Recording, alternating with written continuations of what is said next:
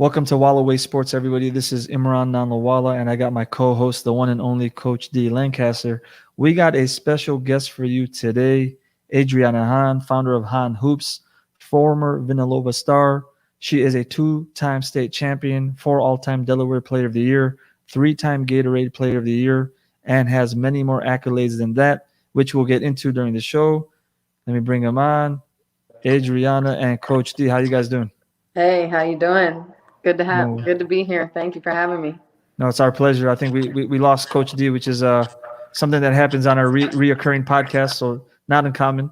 Um, Brianna, real excited to have you on.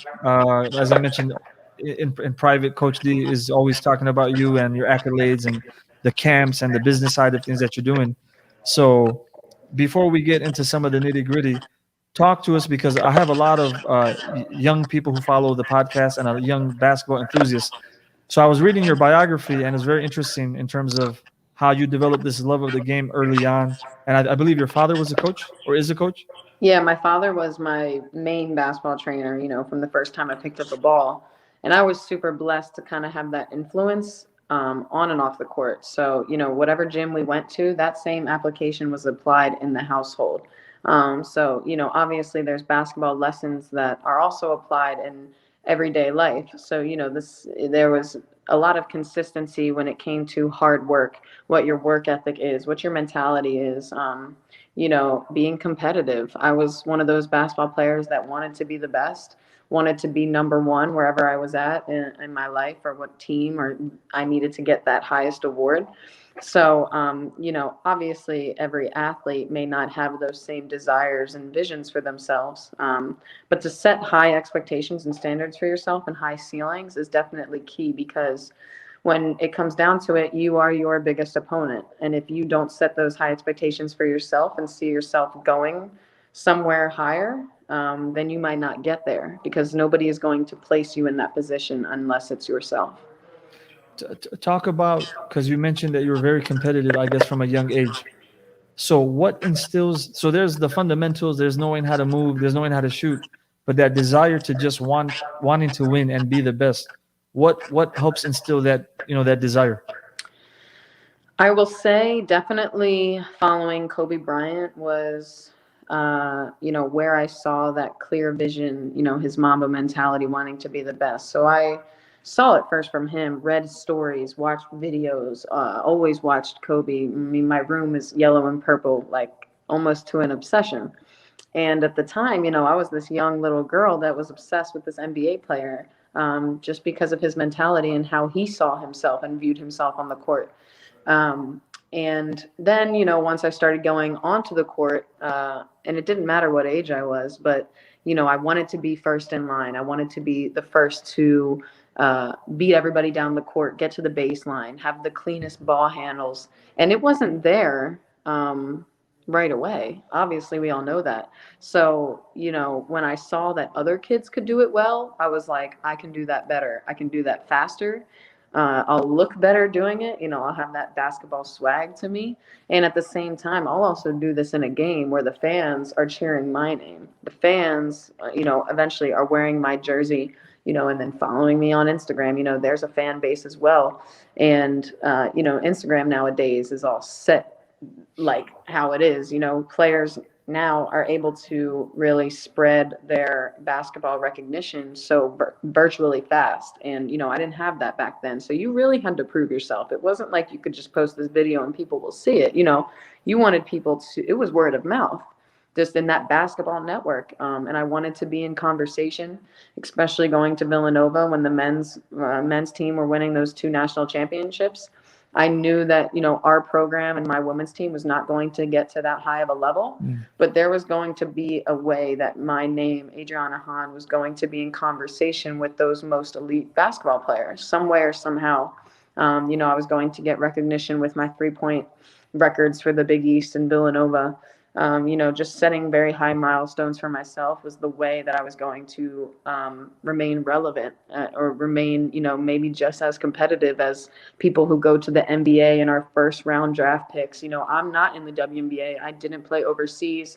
yes, I truly believe my skill could get there. I could play right now if I really wanted to. Women's game is really political, and that's another thing. I kind of went to a mid-major college where not a lot of WNBA players come out of.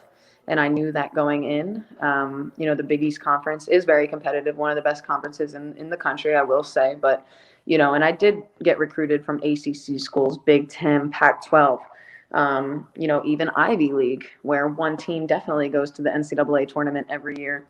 I went to the NCAA tournament once out of my 4 years at Villanova, which a lot of people may not assume. Unfortunately, it does come down to one or two games that don't get you there. So you definitely have to be consistent. But, all of that applied at every level that I was at. And, stemming from that Kobe Bryant mentality, it was the only way I knew. I didn't know the other way of taking breaks or taking a rest or, every player, eventually you don't want to get burned out, but there are days you just want to be a normal kid and do normal things. But you have to remember that if, basketball was going to be my way to get into other industries, to get and achieve certain things, meet people and learn new things. So I knew basketball was my outlet in life. So I had to take it very seriously. I think we'll get into some of the things that basketball led you to in a few minutes. But one thing I want to hone in on real quick is the shot doctor. Who's the shot doctor? So the shot doc, his name is Keith Veeney. He is from the DC area, Upper Marlboro. And when I was in 8th grade, I played varsity high school basketball for Ursuline Academy in Wilmington, Delaware. In Delaware, if a high school has a middle school, you are able to play in 8th grade onto that high school varsity team. I was super blessed to make the team that year. And we had traveled down to DC to play in the Tina Thompson Classic. Tina Thompson, WNBA All-Star. She is now the head coach at University of Virginia for the women's program. And, there was an MVP for that game. I didn't start when I was in 8th grade. Should I have started? Yeah. But, that's just an example of a small obstacle that you're going to have to face as a player and play through it. So, I had to prove to people why I needed to be on the court and why I deserved to have this recognition at such a young age. But at the same time, I wanted this recognition and accountability. I wanted that in my hands for sure. I wanted the attention. I wanted the pressure and I wanted the stats and the numbers to match and add up to it. So I got MVP of the game. We actually played Riverdale Baptist, which is a very high level high school in DC. And, I mean, imagine I was the 8th grader that won the MVP of that game. And, Wow.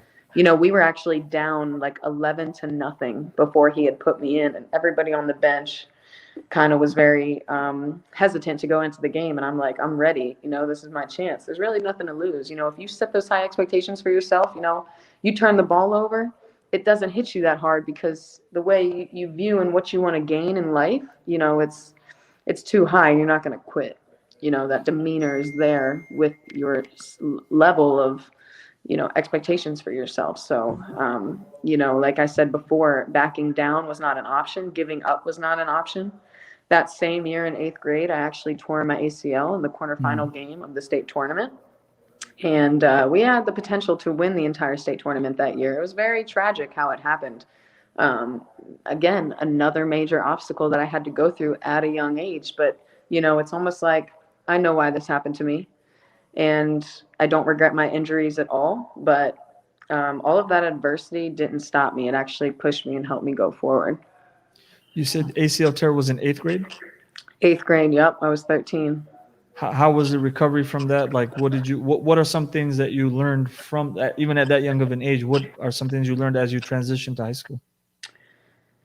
Think about it as literally starting over.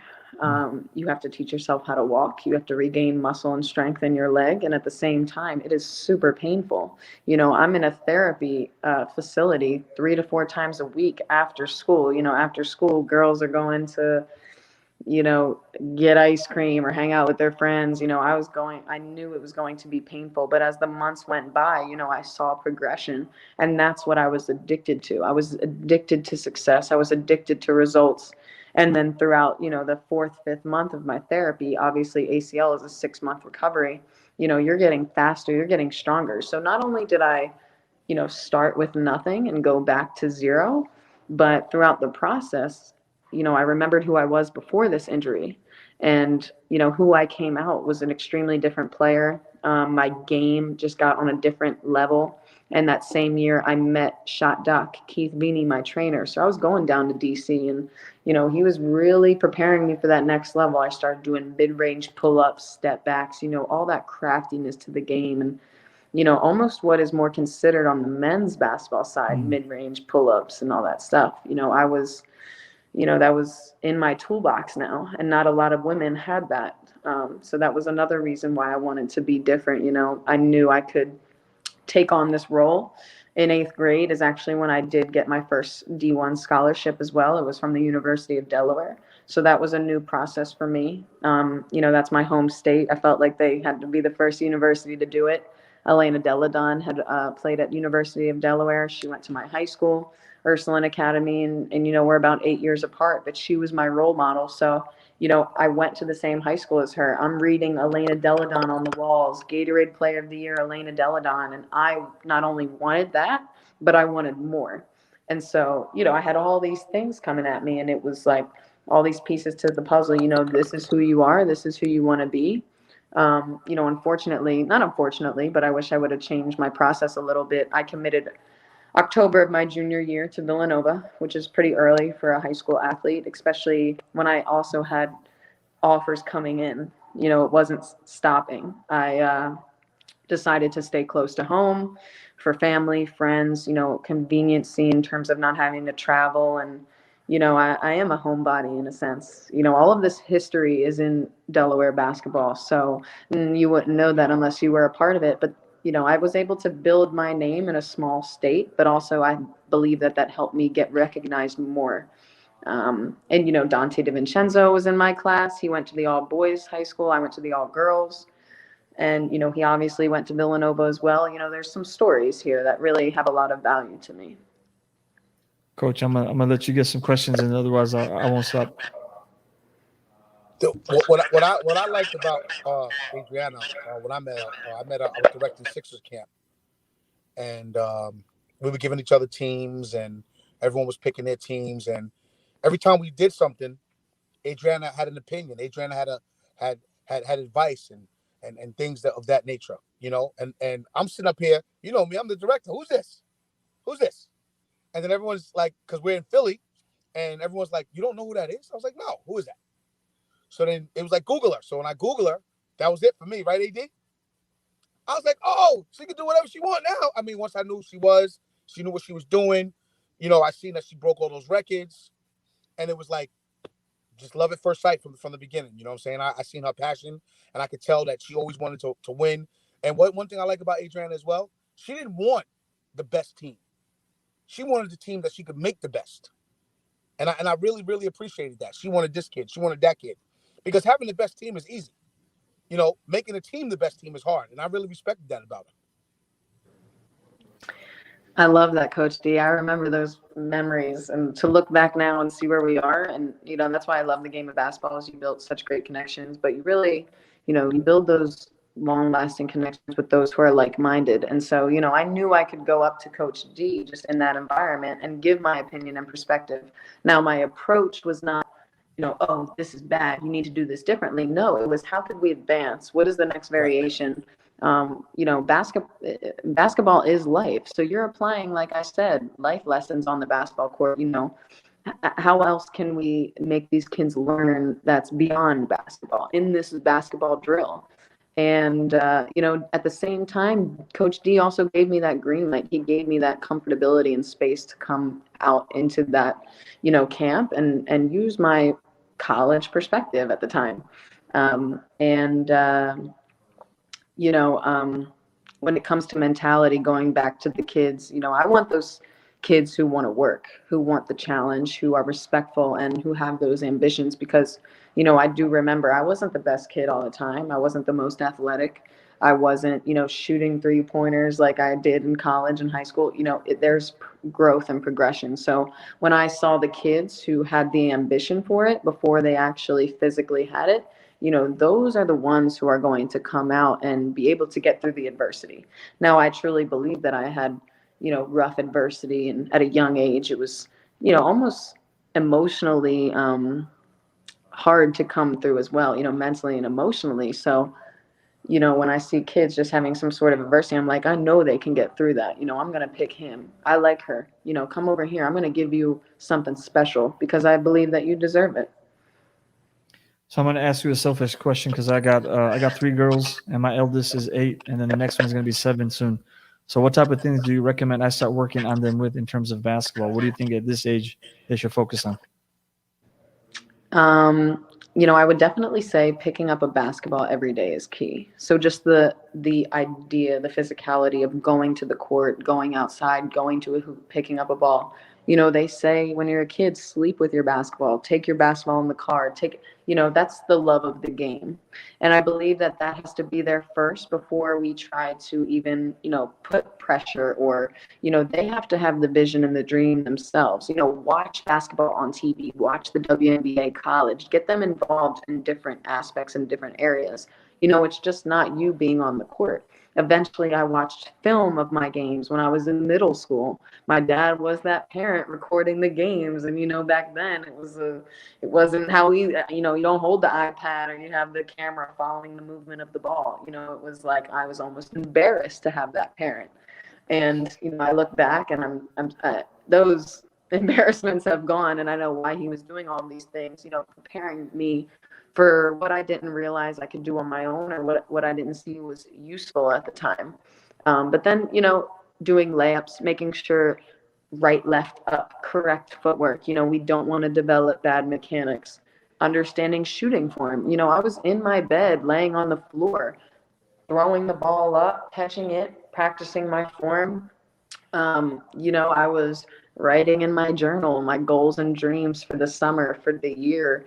I was, drawing basketballs in my notebook, and just all of that creativity will eventually apply on the court. So, doing all of these outside things and just, getting them involved, having them have role models, knowing people who played after them and who are greater and who they want to challenge and almost be better than in the future. Um, using tennis balls. I do a lot of cone stuff, even some weighted medicine balls, 2 pound, 4 pound, they're definitely capable of doing it. They may not believe they could, but, like I said, repetition and consistency is key. So day one, may be very challenging.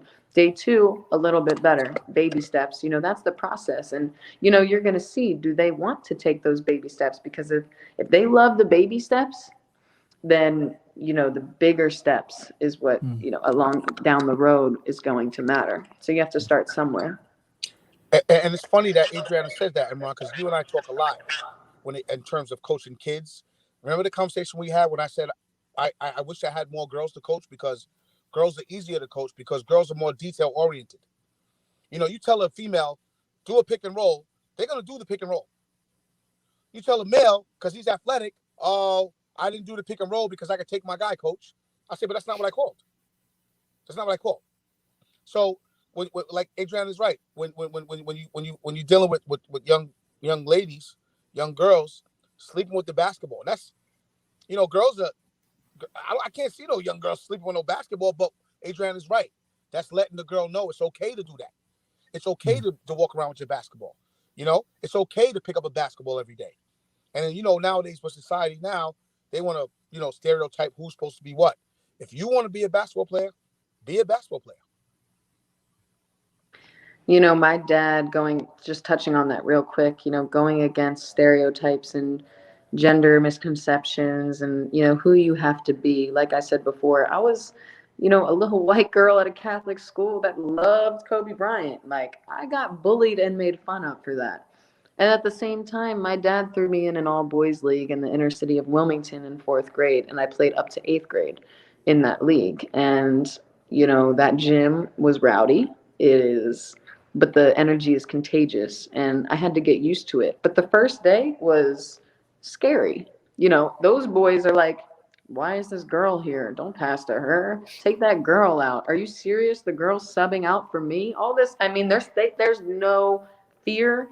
They don't care if you get upset from it, because it's just competitive. That's how it is. They see, like, I'm the baller out here. I deserve to play the most and be the star. But you got to earn that. So when I came into that and broke what they believed, who I was, it was like, give the girl the ball. Oh yeah, give Adrianna the ball, let her go. And at the same time, I'm building that swag that, like I said before, not a lot of women have. You see more of it now in today's world because I think it's more out there to be seen with social media. But I didn't see that swag until I went to that community center in the city of Wilmington with the boys and saw that, I could play in the same setting, being a girl, being a different race, coming from a different, financial background and different community. And mind you, my house was 5 minutes away from the city, but it was outside of the city. And to this day, I still work with that community center. Actually, a lot of my kids come from there. I have inner city youth development programs for my business and training. And, when you look back and understand why, I was angry with my dad. I'm like, why is he taking me here? I'm so scared. Like, I'm going to my Catholic school every day and none of these kids know where I go at night. Like, it's just a different world that I hid from other people. But eventually, I was confident in who I became out of that, and then I showed it all off. So it made sense at the end. One thing you were mentioning before we got on was some things regarding injuries, and obviously you talked about your ACL on the show, but you mentioned that you feel healthier now post injury and post playing. So what do you mean by that? So, going back to my injuries, just for the audience to know a little bit of background, I tore my ACL in 8th grade. Then when I was a sophomore in high school, I had an injury in my other knee. It is called an osteochondral defect. And what that is initially I had a bone bruise and I played on it, turned into a hole the size of a quarter, and they had to fill bone into my knee. It was actually more major than the ACL, less common, obviously. So, both knees went down under in surgery, even before college, where I'm playing high level competitive basketball for 4 years, 40 minutes of every game nonstop. So, I will say I was a successful basketball player. I got the awards, I got the recognition, and I thought that once you got that, you're good. I will say I did get comfortable once I got that. I'm player of the year. Let me, go on a vacation. Let me, I scored 30 points tonight. I'm going to go eat ice cream and French fries and cheese and just live it up. And then, in high school, you go out and parties and all that stuff. So I thought because of who I was and because of, where I saw myself, that it's okay to do these things. And it was. But I will say it led up to me one day in college where the responsibility and accountability was on me. In college, you have an hour break, or, once you get into grad school, you don't have class until the evenings. What are you doing during the day? And I was the college kid that was watching Netflix all day, or, oh, I'm not doing my homework. I'll fill that in later, or she doesn't check. Like, I'm not doing that. I have to be honest because eventually I learned lessons from that, and I'm not going to avoid that conversation at all.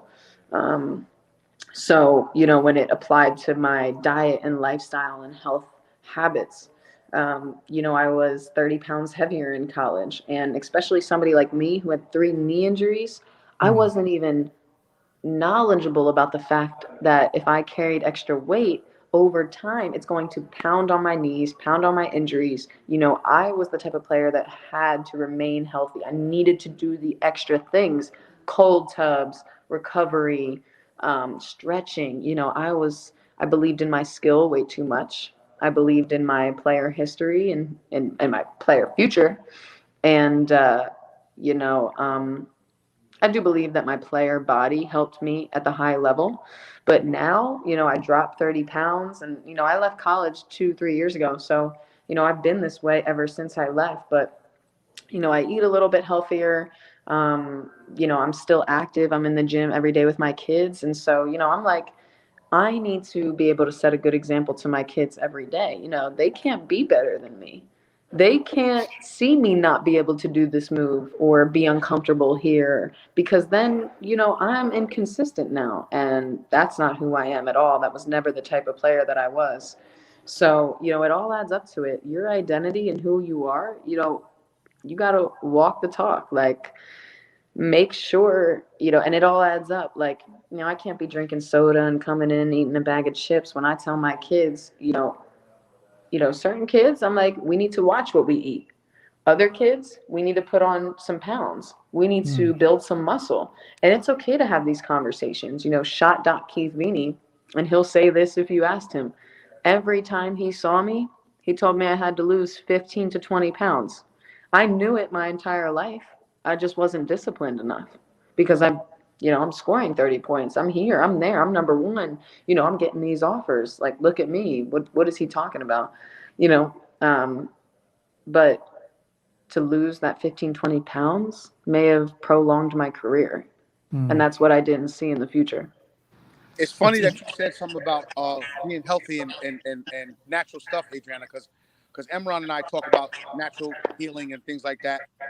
I was at a house one day, Emron, and I got out off a couch, and my knee was killing me. I told you I had a torn meniscus.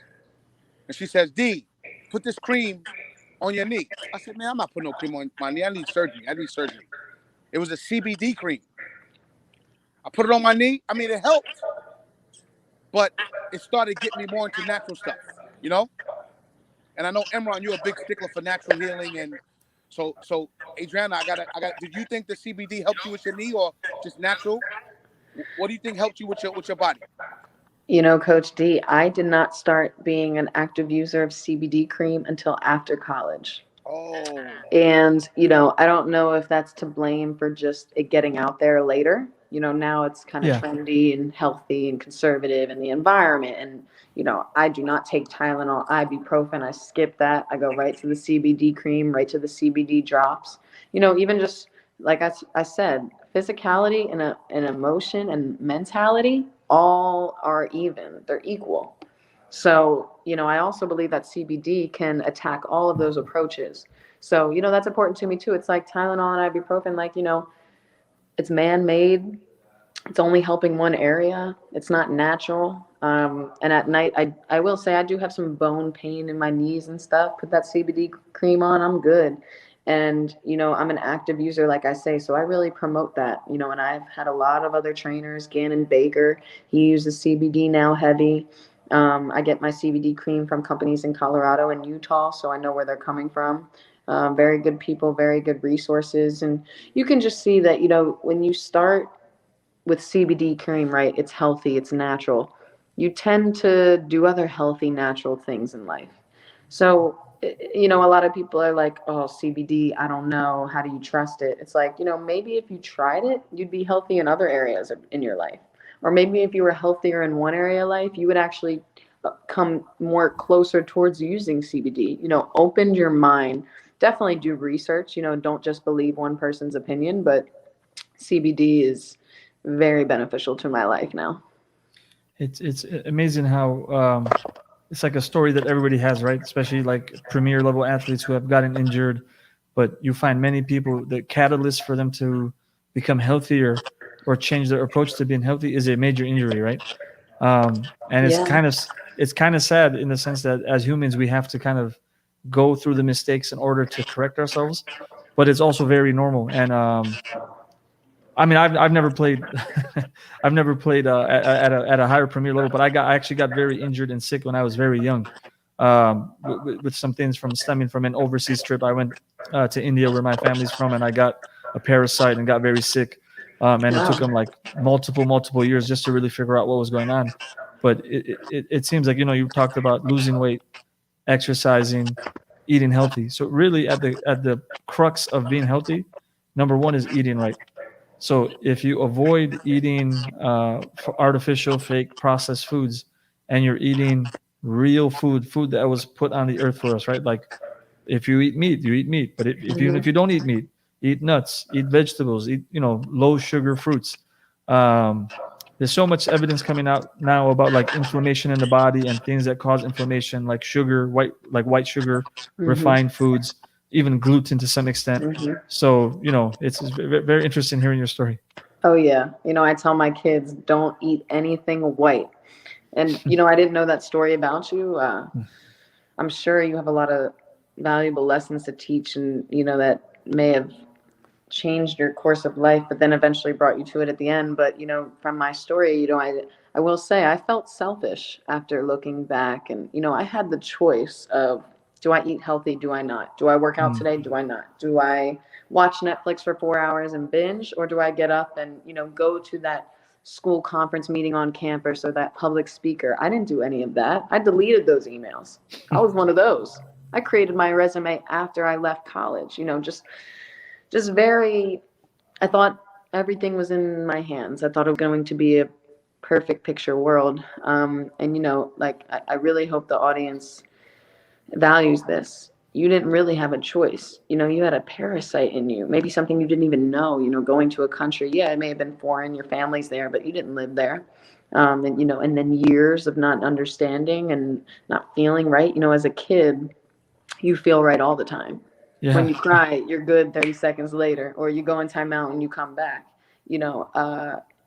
I feel selfish and so, you'll always remember that, and it's okay to move on. I don't feel selfish anymore, but I make sure my kids not get to that point, because I want them to learn a little bit. But, I always remember, you have an excellent opportunity. You have a choice. Don't take advantage of it. This is a blessing. Remind yourself every day why you deserve to be here.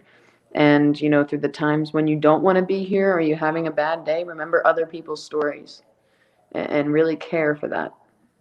No, it's I can tell, like, people, obviously, because I've not played premier level sports, but my mentality before my injuries were very similar to yours, right? Where, like, ultimate confidence in oneself, like in one's ability, and be able to overcome. So for me, it was like a 10-year journey to heal. It from the age of 15 to 25, I really didn't know what was going on. And then around 25, I met similar to you, I met a real good friend of mine who's a strength and conditioning coach. And he's trained people from the NBA. He trains a lot of, like, mixed martial art people. And we actually had, I don't know if you follow the UFC, but we had Juliana Pena. She's, I think, the 6th ranked bantamweight fighter on a couple weeks ago. And we were like, she was calling out the champion. So she just a couple of days ago, she announced that she's fighting for the championship against Amanda Nunes, who's the champion for the UFC for the women's division. But Chris, our mutual friend, he's the one that kind of got me understanding what was going on in terms of, like, what I was putting in my body. And because my body was already compromised, that those things were making me feel much worse than the normal person. So from, like, the age of 15, I've been this height. I'm like 5'9". I've been 5'9" since I was 13 years old. I have not grown since I was 13. But again, in retrospect, there's that element and that question of what if, but then there's also the benefit, right? I know that there was some greater plan, in the sense that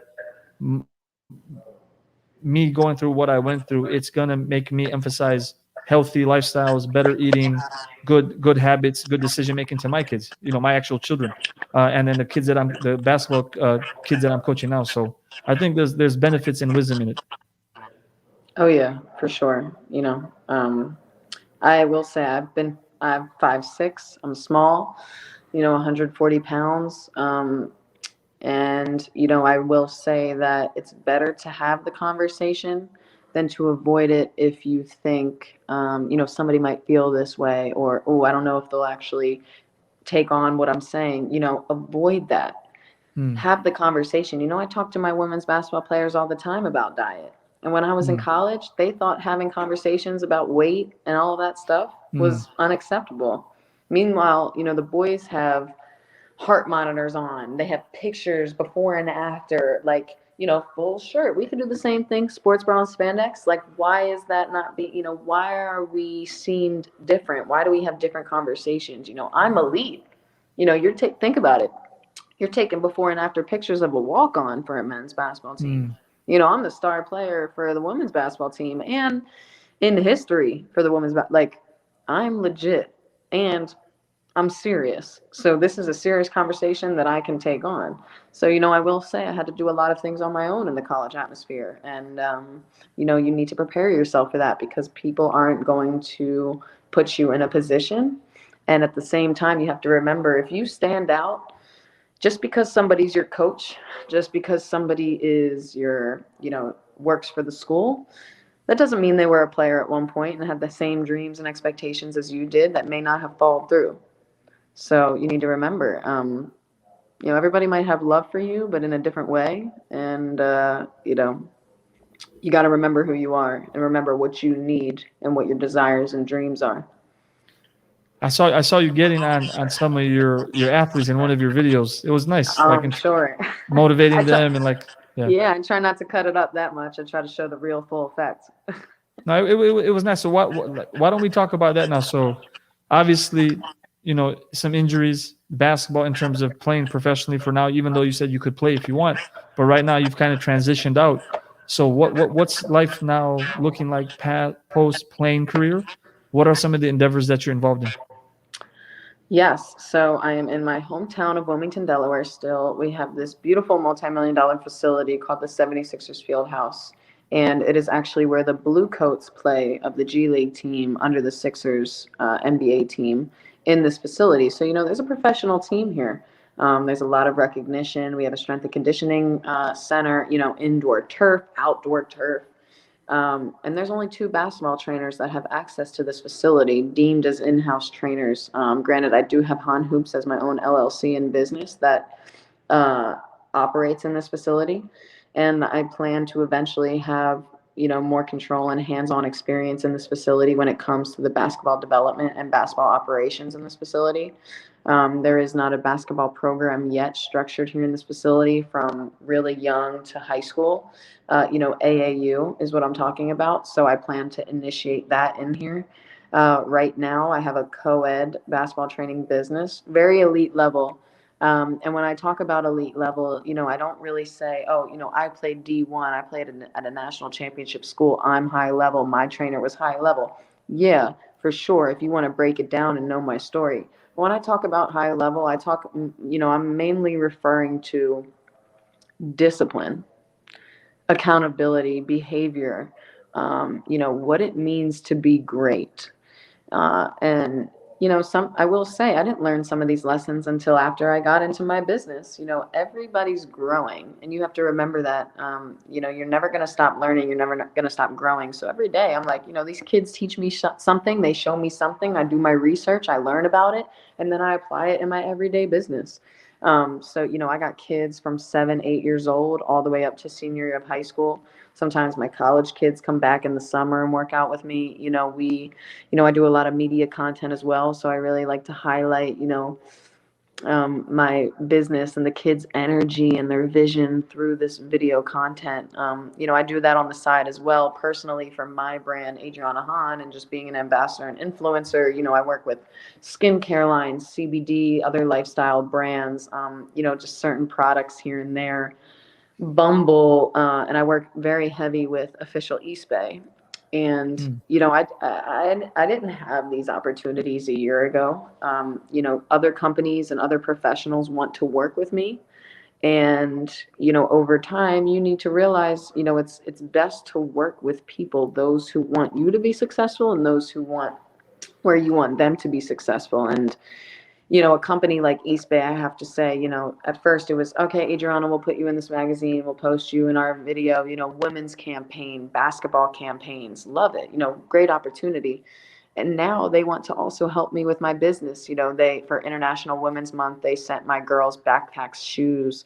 They're going to give us uniforms this year for some of my teams. I went from just a training business to now, okay, well, if you train consistently, you have the opportunity to now play for me in this building for Hahn Hoops teams that are sponsored by Eastbay now.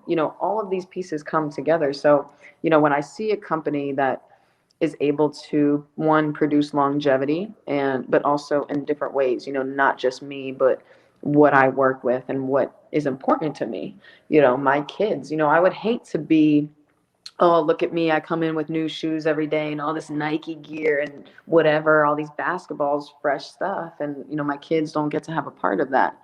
It's not a competition. I have to open doors. I open doors for myself when it came to social media and entrepreneurship and, branding and marketing yourself. I believe that when I left Villanova, I was no longer able to sell my name, Adrianna Hahn. I was like, I'm not wearing a uniform anymore.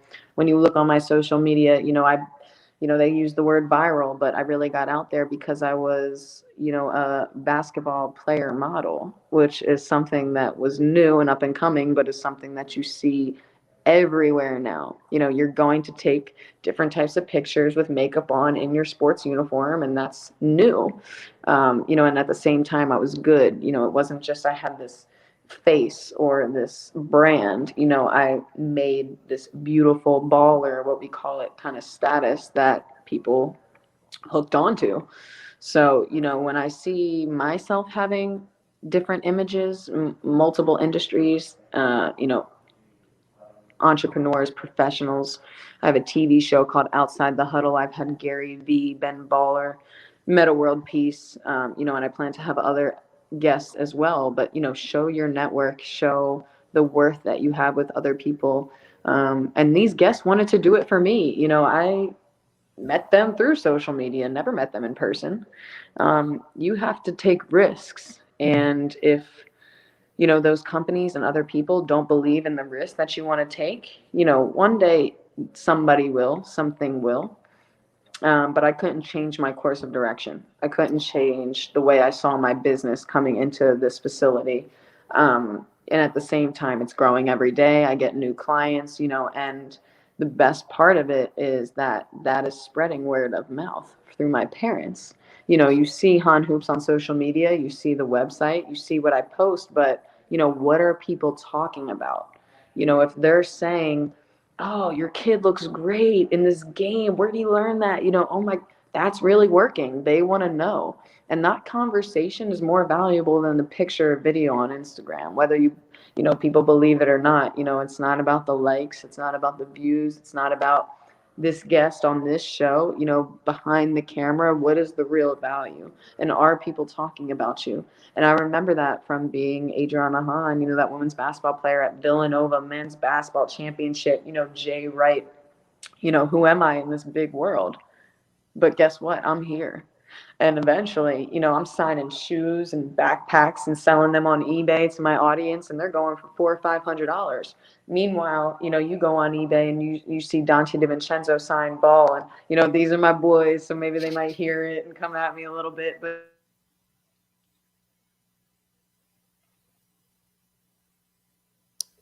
I think we lost you for like 10 seconds. That's okay. Can you hear me now? Yeah. On eBay, my stuff is going for $400 or $500. Other men's basketball players who are now in professional NBA or $100, $200. I'm looking at this. I said, wait, there's a reason why people are bidding my stuff so high. What's the difference of value here? But then why is there a difference in value? And I saw that and said, I could change the game. I could change the women's game. I could change the perception of women's basketball players, women's athletes in general. And there's a way to do this. But it's not first by going for the numbers. That's going to show at the end of the day. It's what you did during that process. And where, like I said, where I saw myself. I believe that I was at that same level, high caliber as them. They didn't deserve any special treatment better than me. I'll show why I deserve better, or why I am in conversation, and why Adrianna Hahn brand will still be relevant to this day. And not only is it relevant, but it's bigger than when I was a player. It is bigger when I was a player. No matter what award I got, no matter how many points I dropped, my name is continuing to grow. But that's because of what I'm doing with my network and my people. I was watching your interview earlier with Meta. He's one of my all-time favorite players. Coach D and I, we made a clip of him in terms of the way he approaches defense, and we were highlighting what made him such a special defender. So I definitely love the content you're putting out there, the quality of it, and like you said, the benefit and the overall value of it. Quick answer. In 10 years, Adrianna Hahn will be where? So in 10 years, I'll be about 33, 34. I just had to put that out there. Not that that's a bad thing, but it's like 10 years from now. It's interesting. I hope that my basketball training business and my basketball program can live on, and I hope that I train people and staff and other people and kids. I hope that message and motto stays clear even when I'm not there. I hope I could teach my older kids now how to represent for the younger kids, and what it means to be great, and to have that flow without me being there? That's what's going to be important. Can I change lives? And changing lives is not just, okay, here's, some free gear and, here's a new opportunity. They have to find the value behind that, because then if they don't, they're not going to be able to do that for the next generation under them. And that's super important. And at the same time, it's not about age. When I was 8 years old, 10 years old, I probably had more accountability and dreams and visions than people who were older than me. So it's not really about what timing or where you are in that timing or development process. It's what you're taught from the jump. Who you're surrounding yourself with, what their mentality is. So I hope that, Hahn Hoops can forever be a sustaining program of, high level eliteness, good representation, maturity, and, more than basketball. Like I said, I would love to have a program here for inner city development. Delaware is a beautiful state. It's in a great tri-state area with Pennsylvania, New Jersey, DC, and, Maryland all around there. So I hope that I can attract, Delaware basketball and culture to be, like PG County, what we hear in DC, or, West Coast ball, New York ball. I hope Delaware, because we do have history, what I talked about previously with all these, pros and stuff, Dante and Elena Deladon. There is more to come, and there can be more players, even bigger players, that come out of here. So, will I stay in Delaware? I hope to bring Hahn Hoops nationally. I would love to start, holding clinics and training sessions with other trainers. Like I said, I'm always learning. So if I don't go out and do that, I may not learn certain things or see other perspectives and visions on the court. I also want to turn this into a profession. So, I plan to hopefully be a coach in the NBA, maybe, start a G League for the women, which is not there yet. Oh, obviously open more teams in the WNBA. There's only 12 WNBA teams compared to 30 NBA teams. There's significant differences in the sports world. And, at the same time, if I open these opportunities, I learn something. But, at the end of the day, I change lives, and, there's more out there. And if there's more out there, I truly believe that there will be more of a passion. There will be more of a clear vision. Media content will always be something that I have a high interest in. So I plan to create my own media production company one day. It's actually in the works right now. Awesome. So, all of these things, I just live every day. I try to just have goals. And, when I put a smile on a kid's face and when they come to me every day, which I do have those kids, that there's growth right there. That's growth for me, and it's growth for them. No, it's very, very ambitious, and based on what you've already accomplished, it seems like you're well on your way to accomplishing everything else that you mentioned. So, Thank you. good fortunes with that. And now I have to ask you some fun questions, and then we can wrap it up with Yes. this. So, obviously, Kobe Bryant's your favorite player. I'm not even going to ask who's your favorite. After Kobe Bryant, who are some of your all-time favorite players? And Coach D knows this. I always bring it up. I'm from Chicago originally, so obviously the Bulls.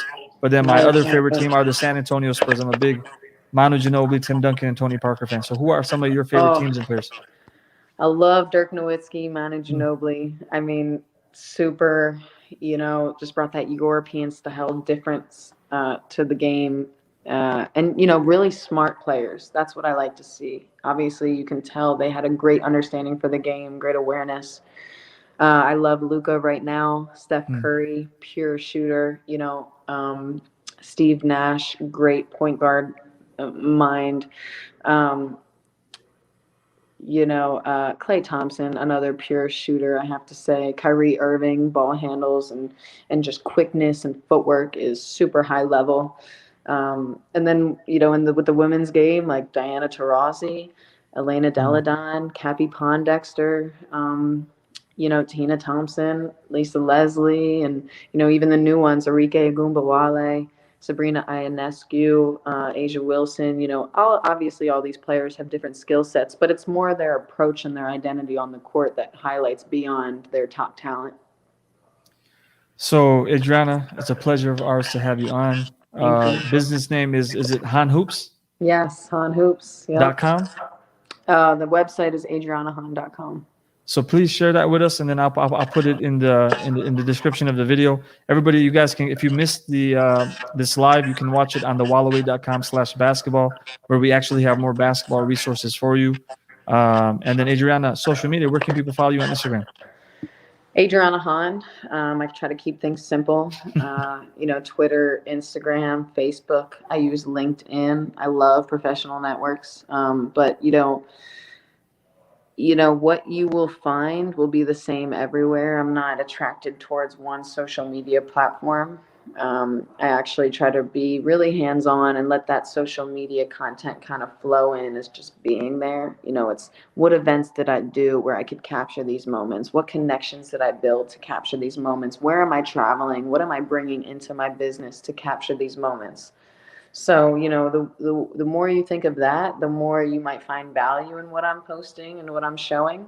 But at the same time, just know my main focus is definitely not on social media. I do use it as a platform and network base, but what my website is, my LinkedIn, podcast, video chats like this, they have more value than any Instagram picture I've posted that may have gotten 30,000 likes or, a blue verified check on Instagram. That all comes with it. So, but yeah, Adrianna Hahn and Hahn Hoops, and I'm there.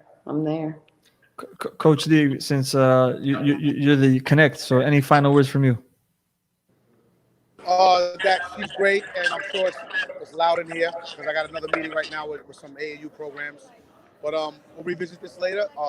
Thanks so much for joining, Adrianna, and I'll see you later, right? That's great, Coach D, and all right, Imran. I can't wait to get on another Zoom call. Yeah. But, I'll see you guys later. Adrianna, call me when you're on your way. Yep. All right, Coach. Adrianna, thank you so much. The Wallaway is here for you, so if you ever need our services, Coach D and I would love to provide them. Oh, yeah. I would love to eventually come out to Dallas one day. I've never been to Texas, honestly. Oh, you haven't? Fun fact. Never been to Texas. Traveled everywhere for basketball, but never been to Texas. If you see the sports culture over here, at a whole different level. I would love to bring Hahn Hoops over there and just, my knowledge and, meet some of the kids and just, plan that event. That'd be great. So, Adrianna, listen, just stay on for 1 second. Wallaway listeners, thank you guys so much. Hahn Hoops, Adrianna Hahn, our amazing guest today. Do check her out on IG and check out her website. And hopefully we'll have her on again. If you missed the recording, it'll be available on Facebook and YouTube. And we'll see you guys next time.